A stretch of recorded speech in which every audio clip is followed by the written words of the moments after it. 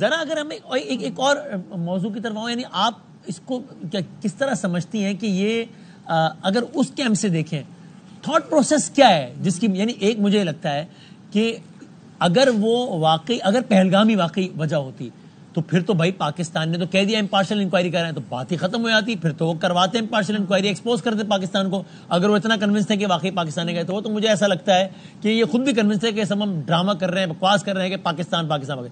تو اچھا ابھینندن ایپیسوڈ ہو چکا تو انہوں نے دیکھ لیا کہ صلاحیت بھی ہے اس ملک میں، اس کے بعد بھی یہ سب ایڈونچر کرنا اور پھر اپنے 5 طیارے گروا لی. آپ کو کیا سمجھ آتا ہے کہ سرحد کے اس پار یہ مودی کا تھاٹ پروسیس کیا ہے جس کی وجہ سے ہمیں ایکشن نظر آتا ہے؟ دیکھیں، سرحد کے اس پار جو انڈین آکوپائڈ کشمیر کی سیٹلمنٹ ہے نا، وہ چونکہ ابھی تک ہوئی نہیں ہے تو اس ایجنڈے کو پایہ تکمیل تک پہنچانا ہے.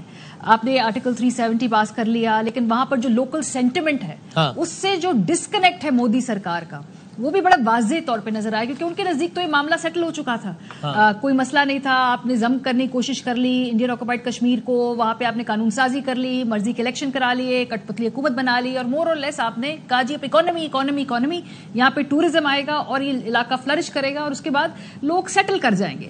اس پورے ایشو کے بعد جو پہلگام میں دیکھا کہ لوکل پاپولیشن کے ساتھ اور ان کے سینٹیمنٹس کے ساتھ ڈسکنیکٹ نظر آیا ہے ہمیں دہلی کا، وہ بھی ایک بہت بڑا اہم پوائنٹ ہے. دیکھیں، اس کے علاوہ جو پانی کا ایشو، میں بار بار یہ بات کر رہی ہوں کہ انڈس واٹر ٹریٹی کو جو تعطل رکھنا تھا، اس کی امپلیمنٹیشن کو روکنا تھا، یہ آج کی بات نہیں ہے. پہلگام سے پہلے باقاعدہ اس پہ ہوم ورک کیا گیا ہے.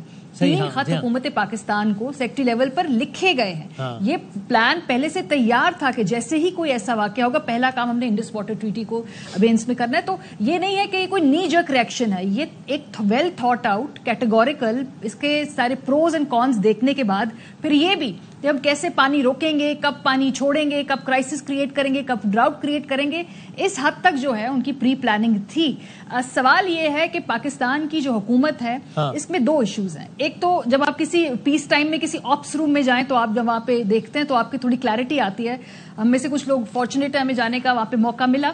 ایک ہوتا ہے تھریٹ، ایک ہوتا ہے پرسپشن آف تھریٹ. سو پاکستان کو یہ بھی دیکھنا ہے کہ بھئی تھریٹ اور پرسپشن اور تھریٹ میں کیا وہ فرق کر پا رہے ہیں.